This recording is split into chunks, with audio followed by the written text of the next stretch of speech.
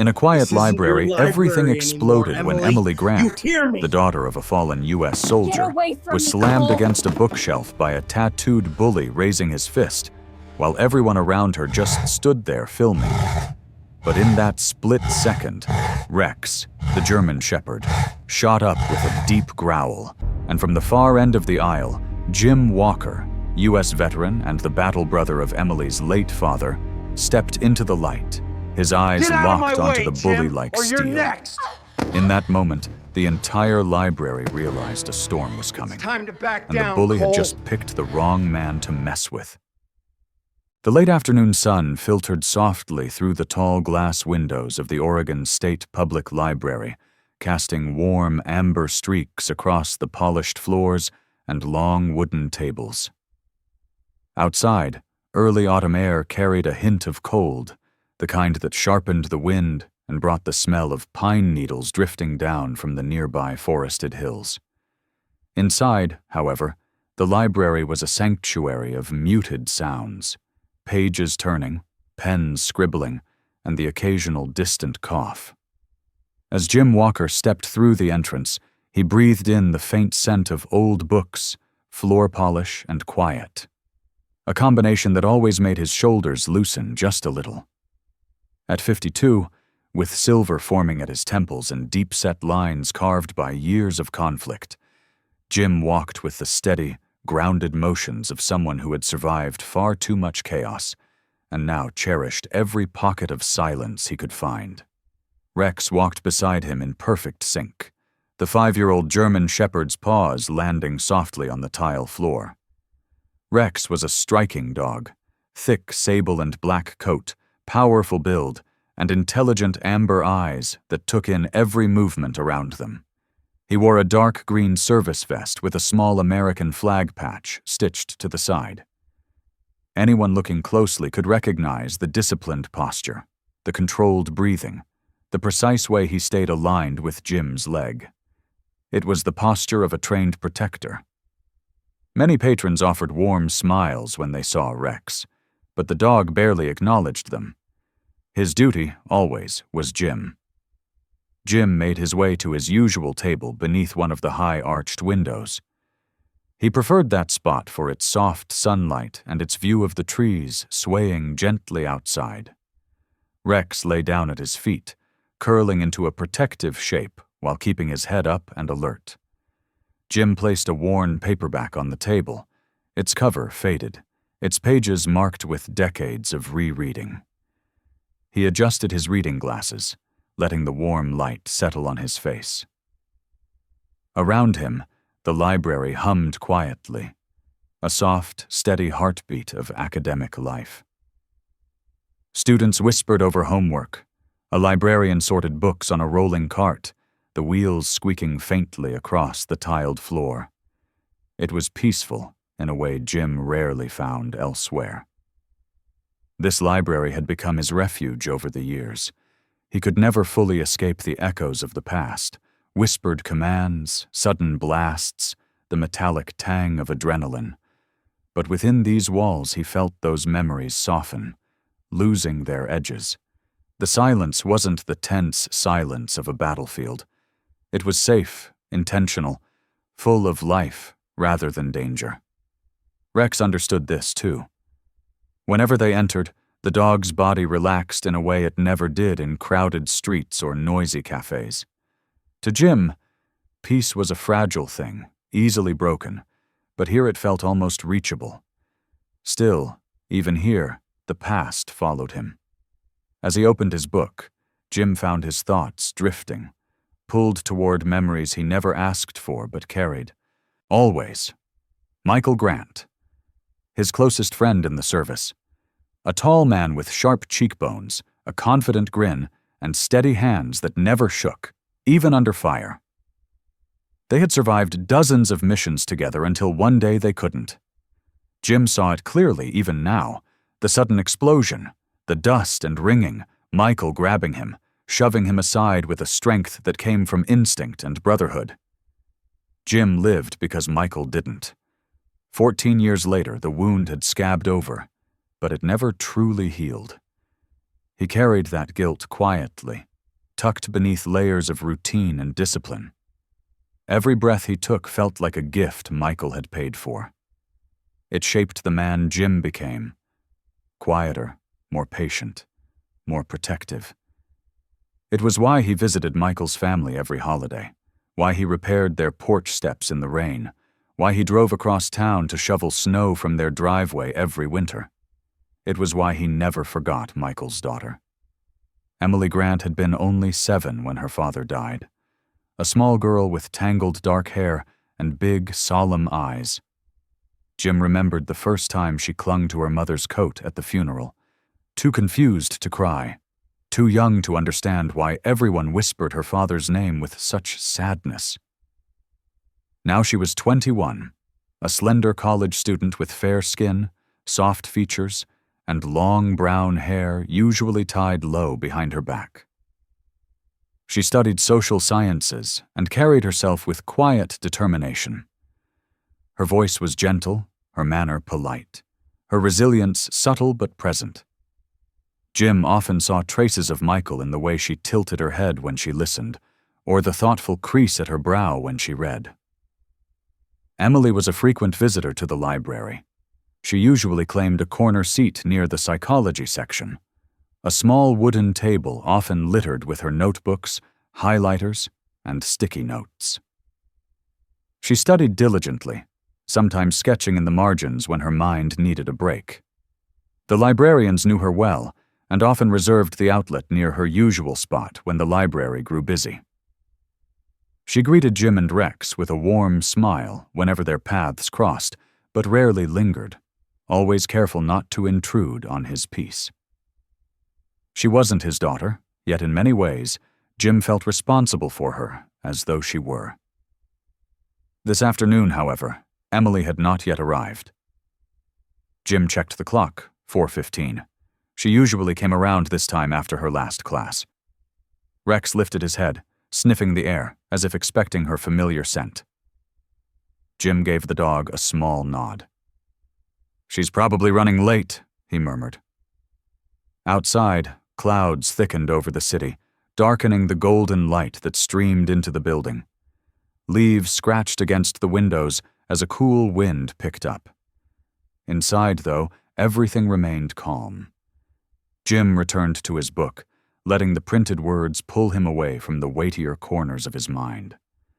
The paper smelled slightly musty, like something that had traveled through time with him. Rex rested his head on Jim's boot. The veteran let silence settle deeper around him.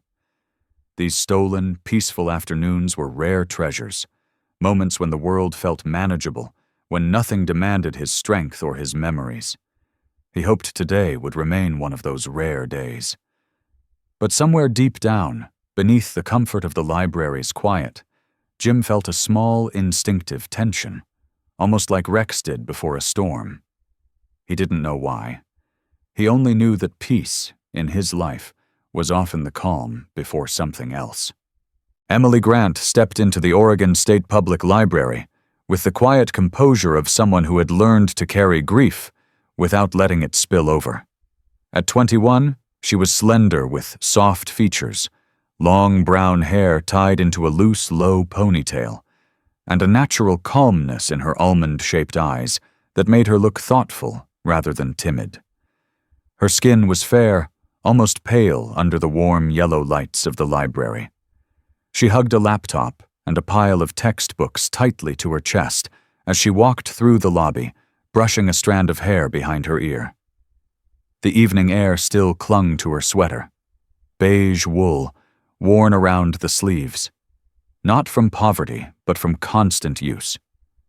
Emily always chose the library over any cafe or campus study hall. To her, this place wasn't simply quiet, it was sacred. The smell of old paper and polished floors felt like home in a way she rarely felt anywhere else. Growing up as the daughter of a fallen soldier had taught her how quickly the world could take things away. Her father, Sergeant Michael Grant, had been killed when she was 13, leaving behind a house full of folded uniforms, medals, and silence. Ever since then, Emily had held tightly to predictable places, quiet corners, stable routines, and the familiar hush of library aisles where nothing unpredictable ever lunged out of the shadows. She moved down a long aisle, her steps soft and controlled, stopping at her usual study table near the history section. The table was simple, made of varnished oak, with just enough scratches to feel lived in. Emily set down her materials, gently smoothing the pages of her notes as though everything had to be kept in perfect order. She had always been this way, methodical, careful, the opposite of her father's bold energy. Michael had been tall, broad-shouldered, radiating confidence through his deep voice and quick grin. Emily, by contrast, often felt like the echo of his absence, a quieter version of a life that had once been full. Her father's death had left her with two constants: her determination to succeed in academics despite the hardships, and the presence of Jim Walker, the man she still instinctively called Uncle Jim. Jim had served with Michael in the same unit, and though he rarely spoke about the war, Emily had pieced together fragments of their bond. Jim had been the calm one, the grounding force, while her father had been the fire. When Michael was killed, something in Jim had dimmed, but he had stepped in silently, offering help without ever expecting gratitude. He fixed things around her house, attended school events when he could, and taught her small pieces of survival wisdom her father never had time to finish teaching. Emily opened her laptop, rubbing her fingers along the worn edges where the silver paint had chipped away. Her research paper on post-war reintegration was due next week, and though it hit close to home, she chose the topic deliberately. It was the closest she could come to speaking to her father now, to understand the men who had returned, and the ones who didn't. As she typed, the soft clicking of keys blended with the distant rustle of pages. She looked up occasionally, watching civilians and students pass between shelves, their expressions relaxed, unaware of the heavy memories some visitors carried within them. Her eyes drifted to the far side of the library. She spotted Jim Walker at his usual seat by the window, the tall figure unmistakable in his military cold-weather parka. His posture was straight even when relaxed, shoulders wide beneath the thick fabric, his short gray-streaked hair catching the sunlight bleeding through the glass. Beside him lay Rex, the German shepherd with alert amber eyes and a protective stance even in rest. Emily felt a small warmth in her chest. Jim's presence always softened the sense of loneliness that hovered over her life, like a persistent cloud. Jim saw her looking and gave her a slow, almost imperceptible nod. It wasn't the enthusiastic wave of a family relative, nor the stiff acknowledgement of a stranger. It was something in between, an understanding, a shared history without words. Emily returned a gentle nod before looking down at her screen again. She didn't want to interrupt him. Jim never liked being treated as a hero, and Emily never liked being treated as the daughter of one. They both existed somewhere in the quiet in between. As she worked, memories of her father rose uninvited. Michael Grant in his camouflage uniform, bending down to tie her shoes before deployment. Michael flipping pancakes on Sunday mornings. Michael lifting her onto his shoulders so she could see fireworks over the small town fair. Her eyes glistened briefly before she blinked hard and forced her attention back to the text. She had grown used to keeping her emotions contained. The world didn't stop for grief, and she had learned to carry her pain quietly, like a folded flag tucked into a wooden case. Emily paused her typing, stretching her arms.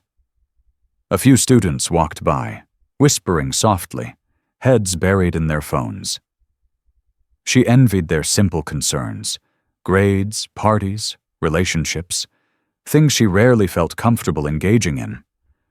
Loss had aged her spirit beyond her years, leaving her feeling like she moved through a world that didn't match the heaviness inside her.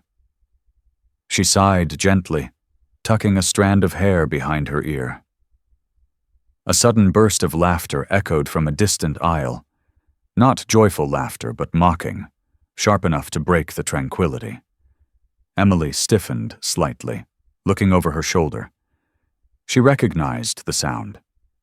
It came from Cole Mercer, a 19-year-old troublemaker who had been frequenting the library recently.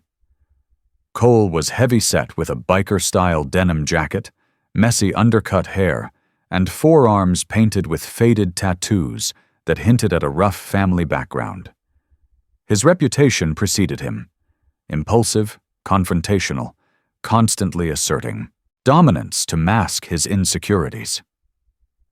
Emily had seen him shove another student last week for blocking his view of the vending machine. She lowered her gaze, hoping he hadn't noticed her today. Cole fed on attention the way others fed on oxygen. He walked through life like a grenade waiting for a pin to pull. Emily tried to breathe deeply, grounding herself. She reminded herself she was safe here. This was her sanctuary, her place of focus, where Jim and Rex's silent presence felt like invisible guardians. She turned back to her laptop, typing more intently, but her heartbeat thudded harder than before. The shadows in her life felt heavier tonight. Her father's absence, her academic pressure, and the unspoken fear she carried from dealing with unpredictable people like Cole. She closed her eyes for a brief moment, imagining her father's voice telling her she could handle anything. When she opened them again, she saw a flash of movement from across the room. Jim rising from his chair, Rex lifting his head beside him. She didn't know what had drawn their attention yet, but something in the atmosphere of the library was changing. Emily Grant gathered her notes into a neat stack and rose from her study table, stretching her tired shoulders as she walked toward the group study area. The space was brighter, with overhead lights reflecting off wide wooden tables and whiteboards mounted on the walls. She planned to review her research outline somewhere with more room to spread her materials. But as she stepped into the open area, she slowed. A cluster of students lingered near the center, 4 boys and 1 girl, speaking in low voices. At the front of the group stood Cole Mercer, his bulky figure in a faded denim biker jacket standing out sharply against the tidy academic setting. Emily sensed tension radiating from them even before they turned. She attempted to move past the group quietly, but Cole Mercer stepped directly into her path and blocked her way. His large frame, roughly 6 feet tall with weight distributed unevenly across his torso, dwarfed her slender build. His undercut hair was messy, and one of his tattooed forearms emerged from under the sleeve of his jacket. His icy, mocking eyes locked onto her. "Well, look who's here," Cole drawled, tilting his head with a smirk. His voice was thick with sarcasm, and the kind of confidence born from years of using intimidation as a shield.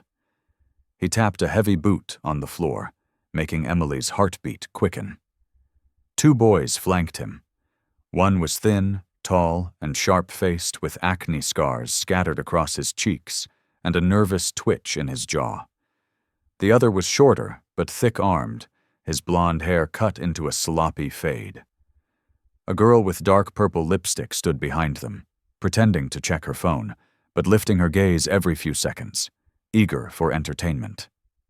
None of them looked particularly dangerous alone, but together they formed a wall, one that Emily instantly recognized. The kind of wall that pressed inward, slowly but deliberately, trapping its target. Emily swallowed hard and tried to maintain her composure. She tucked a loose strand of hair behind her ear, her voice soft but steady. "I just need to get through." Cole Mercer lifted a hand and shoved her textbooks sideways off her arm. They scattered across the table behind her and then tumbled onto the floor. Loose papers, highlighters, and a packet of printed research articles slid apart like a burst of feathers. Emily inhaled sharply, more from shock than the force itself. "Oops," Cole said with a grin that sharpened as his friends chuckled. "Clumsy, aren't you?" His tone was crafted to draw eyes, and it worked. Several students around the area looked up from their laptops, but none moved closer. Emily crouched quickly, trying to gather her pages before her anxiety spilled into full panic. The blond boy nudged a loose sheet with his shoe, sending it skidding across the floor. "Hey, Cole, check this out," he said as he leaned forward, scanning one of her papers. "Yo, is this about veterans? Figures. Bet she gets free tuition or something." The girl behind them laughed, snapping a quick photo with her phone. Cole Mercer crouched with exaggerated slowness, his denim jacket creaking. He plucked up one of Emily's handwritten notes. "Look at this. Sacrifice. Family service. Legacy." He read each word with mocking theatricality. "Must be nice living off the sympathy for your dead daddy." Emily froze mid-reach. A sharp, stabbing ache blossomed in her chest. She stood quickly, clutching what papers she held, her cheeks flushing. "Stop." It came out weaker than she intended, almost swallowed by the heavy quiet that had settled around them. The library was supposed to be her safe place. Its peace had wrapped around her like a shield for years. But at that moment, the air felt cold and razor-thin. Cole rose to his full height, his smirk widening as he stepped closer. The tattoos on his arm, skulls, lightning bolts, jagged shapes, seemed darker under the overhead lights. "Or what?" he asked softly. Emily bent again to retrieve the rest of her papers, her fingers trembling. This time someone nudged her laptop. The device slid off the table in a sickening arc and crashed onto the floor with a metallic snap. Emily gasped and reached for it, but Cole was faster. He kicked it lightly with his boot, pushing it farther out of her reach. "Relax," he said, feigning sympathy. "Someone like you can just get another one on government money, right?" More students looked up now, some whispering, some raising their phones. The circle felt like it was closing. As Emily crawled forward to grab her laptop, a small photo slipped out from between the pages of her notebook. A photo of her standing beside her father in his uniform, taken only months before his deployment. Her father's strong arm wrapped around her shoulders, his smile wide and warm. She froze as Cole's shadow fell over the image. Cole Mercer bent down, picked it up between two fingers, and studied it with mocking interest. "So that's the famous hero," he murmured, "the guy who got himself blown up." His friends stifled laughter behind him. Emily lunged for the photo, but Cole lifted it out of her reach effortlessly. She stood and faced him fully now, her breathing shaky. Her hair had come loose from its ponytail, spilling over the shoulders of her beige sweater. Cole stared at the image, then slowly let it drop to the floor. Emily's heart sank as she watched it flutter downward. Before she could step forward, Cole placed his boot on the picture, directly on her father's face, and pressed down. A small, broken sound escaped Emily's throat. Cole leaned over her, his eyes narrow. Guess he wasn't much of a hero after all. Emily's knees weakened. She reached for the photo but stopped when Cole shifted his boot threateningly. Her fingers hovered just above the floor. The blond boy whispered, "Dude, someone's recording." But Cole didn't care. He only pressed harder. Emily felt her vision blur with a mix of fear, anger, and humiliation. She tried to speak, but her voice collapsed in her throat. She looked around at the students gathered near the study pods, frozen, watching, phones raised in shaking hands. Not one of them stepped forward. Emily pulled in a shaky breath, trying to collect her courage, but the circle around her felt suffocating. Cole Mercer's bulky figure loomed over her, his expression triumphant. His friends leaned in, sensing the power he held. One boy muttered, "This is messed up." But he didn't intervene. The girl with purple lipstick lifted her phone higher. A toxic silence consumed the library, thick, heavy, and alive with tension. Emily stared at her father's crushed photo beneath Cole's boot, her heart pounding painfully. The place she had trusted most had turned hostile. Just as Emily's hands began to shake uncontrollably, a sudden shift rippled through the air. Cole noticed it first. His smirk faltered, his eyes flickering toward the far aisle. The blond boy stepped back instinctively. A few students lowered their phones. Someone had changed the atmosphere. Emily followed their gaze and saw a familiar silhouette standing at the end of the nearest row of shelves. Jim Walker, tall and broad-shouldered in his green military cold-weather parka, stood completely still, his expression unreadable. Rex, the German shepherd, was alert at his side. The silent circle of bullying shattered in the presence of a man who had already known too many battles. Rex had been resting calmly at Jim Walker's feet, his head on his paws and his ears relaxed, when something in the library's atmosphere changed. It was subtle at first, a faint tension in the air, the way conversations seemed to dip, the way footsteps slowed. Rex's ears perked up sharply, his amber eyes narrowing toward the direction of the group study area. The dog lifted his head fully, sniffing the air, and gave a low, almost inaudible growl deep in his chest.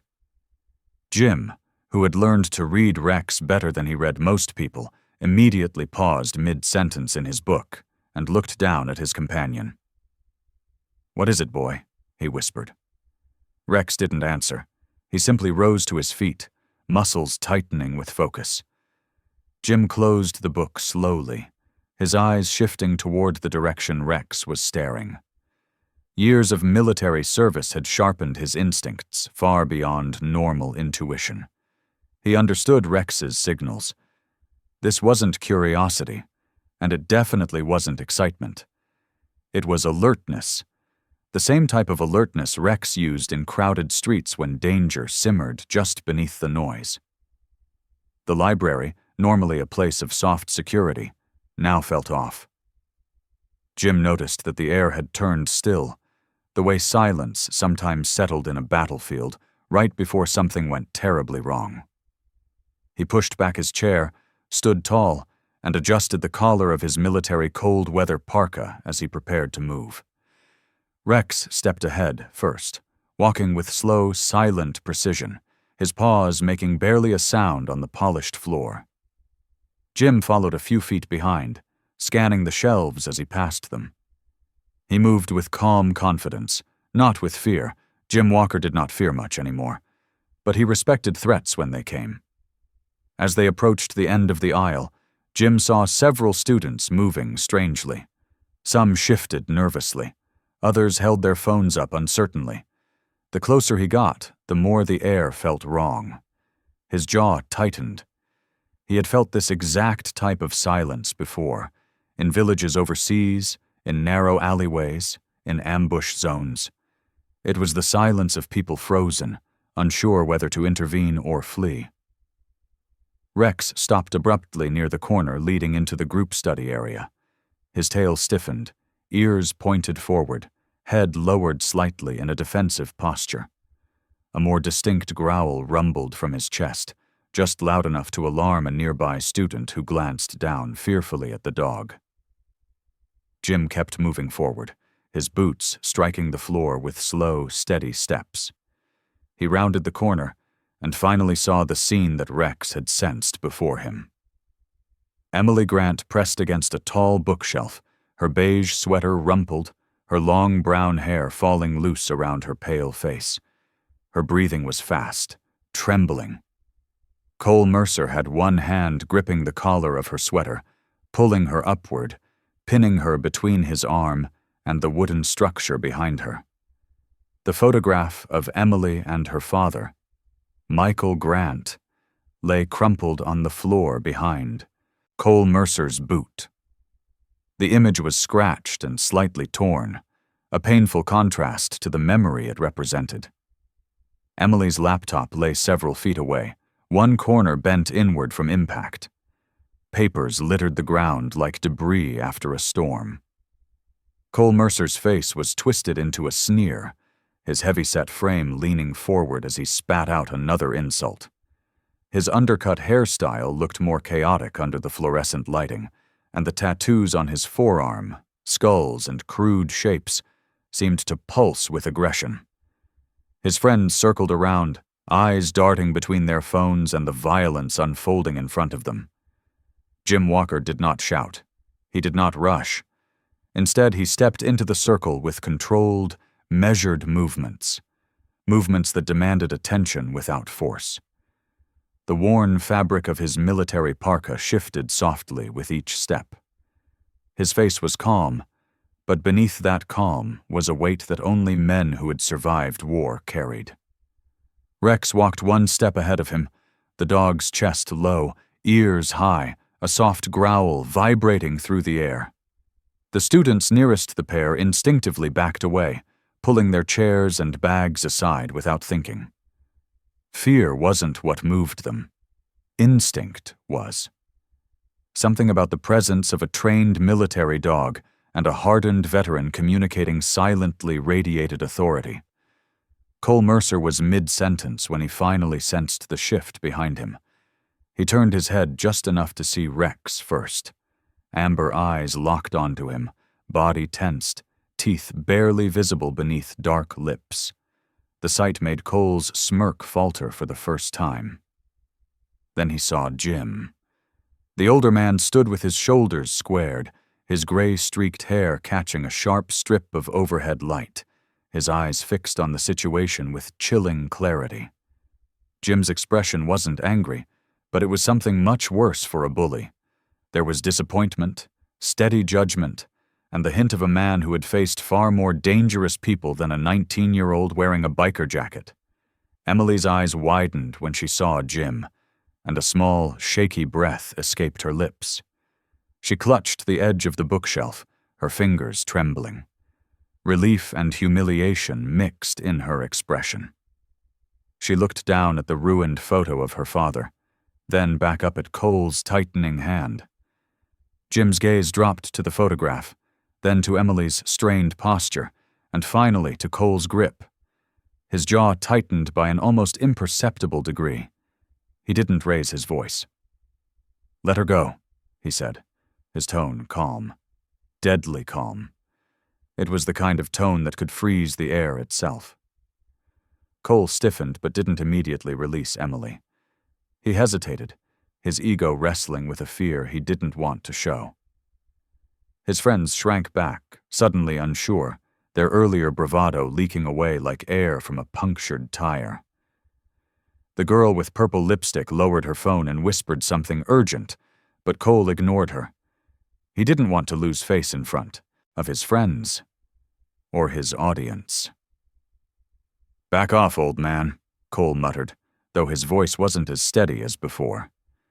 His fingers tightened slightly on Emily's collar. Jim didn't move a muscle. Rex, however, stepped forward half a pace, his growl deepening into a warning that vibrated through the floor. The atmosphere thickened, heavy with the clash between arrogance and unshakable composure. Cole Mercer glanced at Rex again, then back at Jim. Something in Jim's eyes made Cole's breath hitch. It wasn't rage, it was resolve. The kind of resolve that belonged to men who had carried friends out of burning vehicles, men who had buried brothers in arms, men who had learned exactly what mattered and what didn't. Jim took a single step forward, his voice firm but quiet. "I'm going to say this once." His tone was steel. "Take your hand off Emily Grant." Cole's hand twitched. He finally released Emily's collar, pushing her backward slightly as if to save face. She stumbled but didn't fall, gripping the shelf to steady herself. Several students gasped softly. Rex stopped growling but remained poised, eyes fixed on Cole. The circle widened as more students backed away, creating a visible path around Jim and Rex. Jim stepped closer to Emily without turning his back on Cole, positioning himself between her and the aggressors in a single seamless motion. Precise, practiced, protective. The tension in the room did not fade. It simply shifted. Cole stepped back, nostrils flaring, his pride wounded but his fear winning the silent battle inside him. His friends looked anywhere but at Jim. The library, once buzzing with quiet activity, was now suspended in a charged stillness. Emily inhaled shakily, clutching the torn photograph to her chest. Her shoulders relaxed only slightly as she realized she wasn't alone. Not anymore. Jim stood tall beside her, his presence filling the space like a shield, and the circle that had formed to intimidate her was now collapsing under the weight of true strength. The tension held the air hostage as Jim Walker stepped fully into the circle, his boots landing with steady, deliberate weight. The fluorescent lights from above cast a cool glow over the green military cold-weather parka wrapped around his broad frame, the thick collar framing a face carved by years of discipline. His gray-streaked hair, cut short, made the angular lines of his jaw even sharper. Jim's gaze shifted slowly between Emily Grant, her cheeks pale, her lips trembling, and Cole Mercer, whose hand still hovered too close to the front of her sweater. Rex moved to Emily's side with a low, guttural growl, positioning himself like a living shield. The library had fallen completely silent except for the soft hum of overhead lights. Cole Mercer stiffened, trying to regain his swagger. His heavy torso rose and fell in shallow breaths, tattoos flexing across his forearm as he clenched his fist. "Back off," Cole snapped, but the tremor in his voice betrayed him. The denim biker jacket stretched awkwardly over his bulk, making him appear more bluster than substance. Jim didn't step back. He didn't even blink. Instead, he let the silence answer for him, a silence that carried weight, history, and unspoken consequences. A few students shuffled toward the periphery, forming a wider circle, their phones aimed shakily as if capturing something forbidden. Cole's bravado cracked under the stillness. He tightened his grip on Emily's collar, jerking her slightly. Emily gasped and stumbled, her long brown hair swinging over her face as she braced herself against the shelf. Cole smirked in a last attempt to salvage pride. He pressed his boot harder onto the torn photo of Michael Grant on the floor. "What are you gonna do, old man? Huh?" His words came out louder, desperate to command the crowd that was slowly slipping out of his control. Jim's expression didn't change, but a shift in his stance, barely an inch, telegraphed danger. Rex's growl deepened, reverberating in the quiet room. Jim's voice came low and measured, the tone of someone too familiar with violence to waste words. "Let her go." Each syllable settled like lead. Cole held his ground for less than a second before doubling down, driven by misplaced confidence and the shrinking need to impress his followers. He yanked Emily again, harder this time, causing her beige sweater to twist against her neck. Emily winced, her fingers struggling to pry his hand off. Jim drew in a quiet breath, one that he had learned to take right before stepping into unpredictable combat zones. He gave Cole one final chance with a direct, emotionless warning. "That is enough." Instead of stopping, Cole shoved Emily back against the bookshelf. A few textbooks rattled loose, thumping onto the floor beside her. Emily stumbled, but Rex lunged forward half a step, placing his body between her and Cole's heavy frame. Cole raised his fist in a clumsy attempt to intimidate Jim. It was a mistake. A large one. Before anyone could process the movement, Jim crossed the remaining distance between them in a single stride. His right hand shot forward, seizing Cole's wrist with precision. The speed was shocking, controlled but explosive, the movement of a trained fighter who knew exactly where to grab, how hard to squeeze, and how to redirect momentum. Cole barely had time to widen his eyes before Jim pivoted his hips. The maneuver was seamless, almost elegant in its efficiency. Jim guided Cole's weight forward with the smallest twist, using Cole's own bulk against him.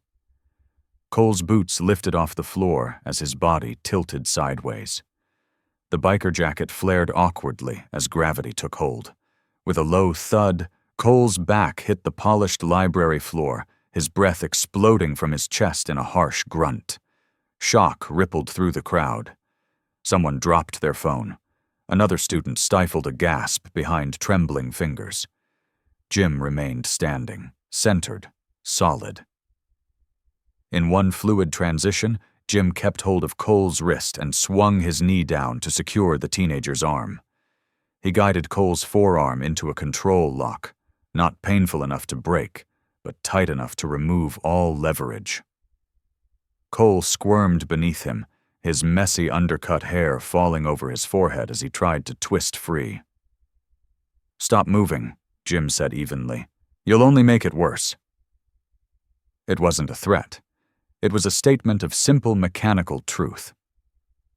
Cole's friends stumbled backward, their earlier arrogance melting into fear. One boy muttered, "Holy crap," while the girl with purple lipstick lowered her phone entirely.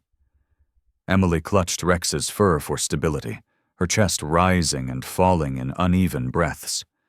She stared at Cole, now helpless, pinned, deflated, then at Jim, whose calm expression never once turned to anger. The sight overwhelmed her, and she pressed a hand to her mouth as emotion vibrated through her body. Rex remained still beside her, head low, ears perked, ready to pounce if Cole made even the slightest aggressive motion. The library shelves around them stood like silent witnesses to the shift in power. A shift that felt like justice reclaiming the space where cruelty had thrived moments earlier. Cole finally stopped struggling, his face flushed red, sweat forming along his brow. He avoided eye contact with Jim. His earlier confidence had shattered, replaced by raw fear and confusion. "You think this is strength?" Jim asked quietly, his voice carrying across the circle. "Hurting someone smaller? Stepping on a dead man's memory?" The question sliced deeper than any physical pain Cole had felt.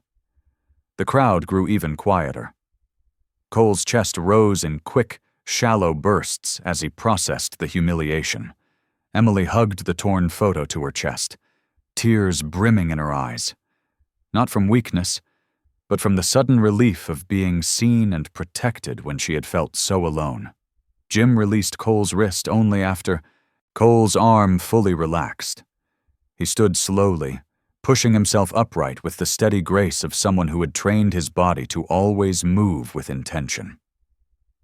Cole rolled onto his side, cradling his arm, staring at the floor as if afraid to look up. Jim turned to Emily, his posture softening just enough to show concern without overwhelming her. "You're all right now," Jim said, his deep voice gentler than anyone expected.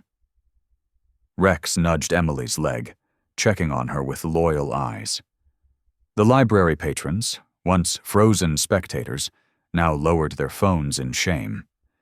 They had witnessed a different kind of strength, measured, disciplined, and moral. Jim looked around the circle, his expression stern, but not aggressive. "Strength isn't what he just did," Jim said, projecting his voice lightly. "Strength is knowing when to stop, when to protect, when to speak up." Students shifted uncomfortably, many unable to meet his gaze. Rex sat tall beside Emily, both protector and witness.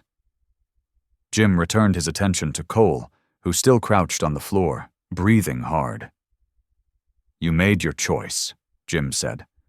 "Now you face the consequences, not from me, but from yourself. You'll live with what you did today." His words carried quiet gravity, echoing across the library.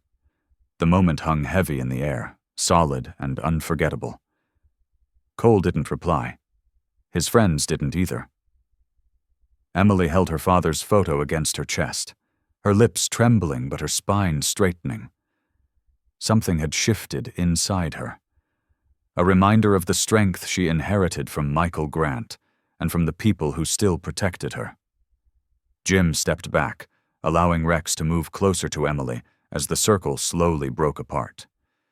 The library, once poisoned by silence and cruelty, now felt cleansed by the presence of a veteran who fought not with rage, but with purpose. Jim Walker let the silence sink in, allowing the tension of the moment to settle over every person watching. The overhead lights glowed softly onto his military cold-weather parka, giving his figure an imposing presence as he stepped closer to Emily. She held the torn photo of her father tightly, her brown hair disheveled, cheeks still flushed from fear. Rex positioned himself protectively at her side, his posture firm but calm now that Cole was no longer a threat. Cole Mercer remained on the floor, winded and humiliated, his biker denim jacket wrinkled beneath him. His friends lingered behind him with lowered heads, unsure whether to speak or flee. The entire library felt suspended between fear, shame, and awakening. Jim looked around the circle, meeting the eyes of several students, most of whom quickly looked away. His voice was controlled when he finally spoke, carrying easily across the room. "This young woman," Jim said, placing a steady hand on Emily's shoulder, "is Emily Grant, 21 years old, a daughter, a student, and the child of a hero." Emily blinked hard as a tremble ran through her. Cole's eyes widened slightly, though he tried to hide the reaction. Some of the students exchanged uneasy glances, realizing this conflict suddenly held much more weight than petty bullying. Jim continued. "Her father, Sergeant Michael Grant, died overseas saving my life." The words hit the room like a stone dropped into deep water, ripples spreading outward into every watching face. Jim's jaw tightened slightly as the memory flickered behind his eyes. His gray-streaked hair and deeply lined features made the weight of those memories unmistakable. "I owe her father everything," Jim said quietly. "The reason I'm standing here today is because he stepped between me and a blast he never walked away from." A gasp escaped someone in the crowd. The girl with purple lipstick lowered her phone entirely, guilt staining her expression. The thin boy with acne scars took a shaky breath, swallowing hard as shame began to sink in. Jim then turned toward Cole Mercer, who still sat frozen, his cheeks flushed red, his chest rising and falling with heavy breaths. "And you," Jim said, not with anger but with solemn disappointment, "decided to take your heel and crush the face of a man who gave everything for someone else." Cole's eyes shifted to the floor. His jaw worked as if he wanted to speak, but nothing came out. His heavy frame seemed smaller now, as though the weight of his actions finally began pressing down. Behind him, the blond boy tugged nervously at his shirt, unable to hide the sinking feeling that he had contributed to something ugly. Jim slowly turned to address the entire library. "There are two kinds of strength," he said, raising his voice just enough to reach the far end of the room. His gaze locked with students who had watched the entire event through their phone cameras. "There's the false kind, what you just saw from him." Jim gestured subtly toward Cole. "It relies on fear, on numbers, on humiliating people who don't fight back. It looks loud. It looks confident. But inside?" Jim paused. "Inside, it's hollow." Several students shifted uncomfortably. Two girls in the back lowered their phones, suddenly unwilling to continue recording. He continued. "And then there's real strength. It doesn't need to shout. It doesn't need an audience. Real strength steps in front of harm instead of causing it. Real strength speaks when it would be easier to stay quiet." Jim's voice softened, but his words carried more force than ever. Real strength is what saved my life, what Michael Grant embodied until his last breath. Emily bowed her head, tears forming but not falling. The torn edges of her father's photo shook in her hands as she held it close to her heart. Rex gently nudged her leg with his nose, grounding her once more. Jim's eyes swept across the group of students who had laughed and recorded earlier. "But there's something else," he said. "A different kind of guilt." Silence thickened. The guilt of standing still. A few people flinched as if struck by the words. Jim gestured toward the crowd. "Some of you watched this girl be pushed, mocked, harassed. Some of you recorded it. Some of you laughed. None of you stepped forward." Shame spread like a slow wave across the group study area. Students looked at the floor, their phones, their shoes, anywhere but at Emily. Jim continued, "You didn't lay a hand on her, but your silence gave permission. Your silence made him stronger." Cole closed his eyes, face twisting with regret as Jim's voice echoed through the room. "Your silence," Jim said quietly, "is how people get hurt." The words struck deeper than any punch. Two students in the back exchanged tearful looks, suddenly realizing how serious their inaction had been. The blond boy who had kicked Emily's papers earlier took a step backward, his throat tightening as guilt bloomed in his chest.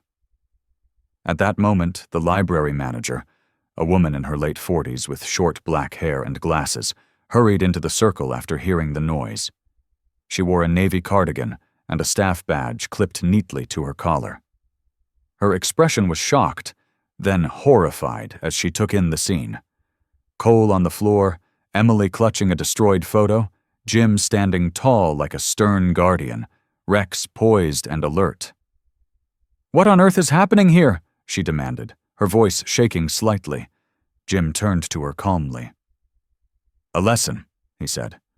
"One this place needed." The manager's eyes softened when she looked at Emily, and she moved instantly to support her. Jim then crouched to face Cole Mercer, who refused to lift his gaze.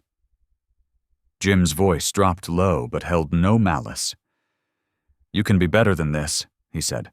"You're young, angry about something, but anger doesn't excuse cruelty." Cole swallowed, his eyes glistening despite his efforts to appear tough. "Hurting people," Jim added, "will not fill whatever emptiness you're carrying." Cole's shoulders fell. His biker jacket looked suddenly flimsy and childish on him. His friends didn't move. They stood frozen, faces pale, until one of them muttered, We shouldn't have done this." Jim slowly rose to his full height again, towering over the boy he had subdued minutes earlier. "Every one of you," Jim said, turning to the crowd, "has a choice. You can be the kind who stands with strength, or the kind who hides behind silence." Emily wiped her tears, straightened her back, and looked up at Jim with gratitude. The manager placed a comforting hand on the young woman's shoulder. Rex sat tall and vigilant beside them. Jim nodded once, sealing his message not with force, but with truth. And for the first time that day, the students of the library looked at Emily Grant, not with curiosity or judgment, but with respect. Jim Walker remained kneeling beside Emily Grant as the tension in the library slowly dispersed like smoke after a wildfire. Emily, her cheeks streaked with dried tears, clutched the crumpled photograph of her father. She tried to steady her breathing, her shoulders trembling from the adrenaline dump of the last few minutes.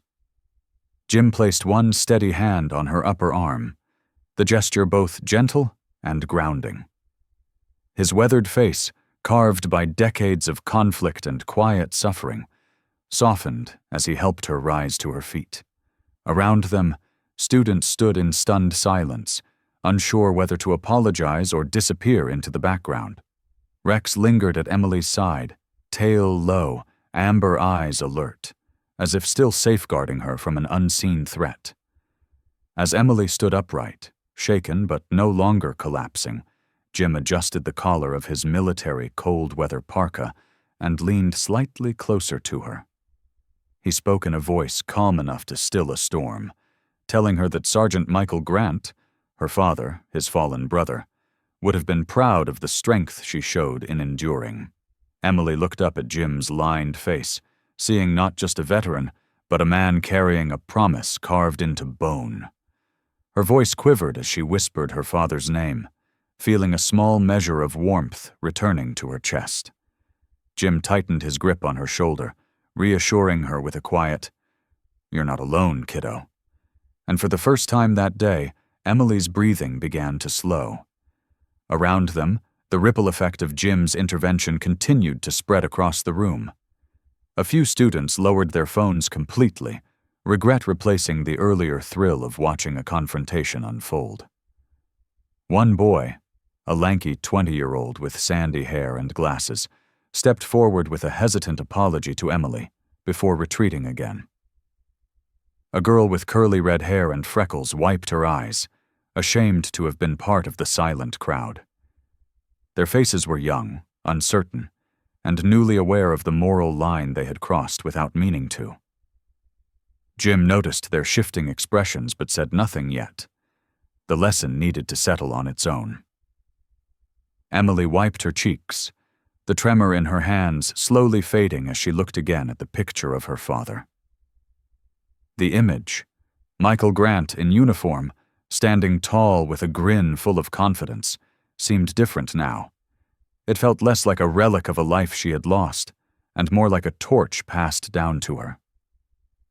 Jim had always spoken highly of Michael, but hearing Jim say he owed his life to her father struck deeper than ever before. She looked at Rex, whose ears perked up attentively. The loyal German shepherd nudged her hand with his nose, his warm breath grounding her back in reality. Jim gently guided Emily out of the circle formed earlier by students. His presence was commanding, but not overbearingly so. He walked with the steady rhythm of someone who knew how to restore order without raising his voice. Emily matched his pace, feeling fragile but supported. Students instinctively moved aside, creating a path without needing to be asked. Cole Mercer remained sitting on the floor behind them, defeated and silent, his biker-style denim jacket rumpled and his bulky frame suddenly seeming much smaller. His friends lingered at the edges, unable to meet Jim's eyes. None followed Jim and Emily. The weight of their choices anchored them in place. A soft voice cut through the quiet, the library manager stepping toward the pair. The woman, around her mid-40s with short black hair, rectangular glasses, and a navy cardigan, approached with hesitant steps. Her expression bore embarrassment, but also relief that the violent situation had not escalated further. She apologized to Emily for not arriving sooner and thanked Jim for stepping in. Jim offered her a nod, not out of pride but acknowledgement. The manager's professionalism, her attempt to regain control, helped ease the atmosphere.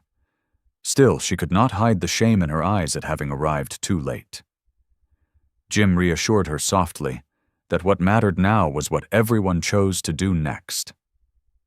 As they approached the exit, Jim paused and turned his body halfway back toward the remaining crowd. His posture straightened, shoulders squared beneath the thick fabric of his parka. Students froze as if he were about to call roll. His voice, deep and steady, carried effortlessly across the room. He spoke not with anger, but with the authority of someone who had seen what silence could cost. He told them that strength wasn't measured by fear or force, but by the courage to speak when injustice unfolds. His tone sharpened only slightly as he pointed out how easily harm spreads when good people stay quiet. The message was not a reprimand, but a mirror, reflecting their complicity back at them. Emily turned to watch the group of students, seeing guilt wash across many faces. Some looked away, Some stared directly at Jim with newfound respect.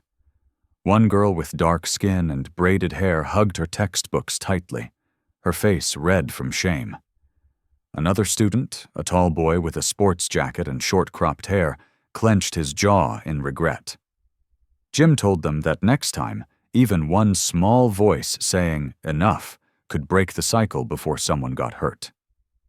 His message wasn't theatrical. It was truth carved slowly and deliberately. Rex stood tall beside Jim, chest out, ears up, embodying silent discipline. The dog's presence seemed to complete Jim's words, reinforcing that protection didn't require violence, only readiness and heart. Students continued to shift as the meaning sank deeper. The library's stale air seemed to freshen, as though something oppressive had lifted from the room. Emily, watching the transformation of the faces around her, felt a quiet, unexpected swell of pride. She wasn't invisible anymore, and she wasn't just the daughter of a fallen soldier. She was someone whose pain had sparked a moment of reckoning. Jim finally turned, back toward the doors, his heavy boots striking a slow, firm rhythm across the polished floor. Emily followed with Rex at her side. Each step they took seemed to echo with closing chapters and new beginnings. The students parted wordlessly, creating a respectful path to the exit. The silence lingering in the space was no longer the cold silence of fear or apathy. It had become the solemn quiet after truth reshapes a room. Jim opened the door for Emily, the evening light spilling onto their faces. As the three of them stepped outside, Emily inhaled deeply, letting the cool Oregon air fill her lungs. She felt lighter, safer, supported in a way she hadn't fully understood before. Jim placed a firm hand on her shoulder and reminded her that her father's courage lived inside her, ready to rise again when she needed it. Emily nodded, finally believing the words. Together, the veteran, the daughter of his fallen brother, and the loyal dog walked toward the setting sun, leaving behind a library full of young people who would never forget what they had witnessed. Sometimes, miracles don't arrive with thunder or blinding light. Sometimes they come quietly, through a moment when someone simply chooses to stand up. That day in the library, it wasn't only Emily who was saved. It was everyone who witnessed it. And perhaps God doesn't always send angels with wings. Sometimes he sends a tired veteran and a loyal dog to remind us that goodness is still alive in this world. In everyday life, we may not step into danger the way Jim did, but even a small act, a gentle word, a firm stop, a choice to care, can change someone's story. God sees every act of courage, and he blesses those who choose what is right, even when no one is watching. If this story touched your heart, please share it so the light can spread in a world that still struggles with darkness. Leave a comment and tell others what you believe about true strength. Don't forget to subscribe for more stories like this. And may God bless, protect, and watch over every person watching this video.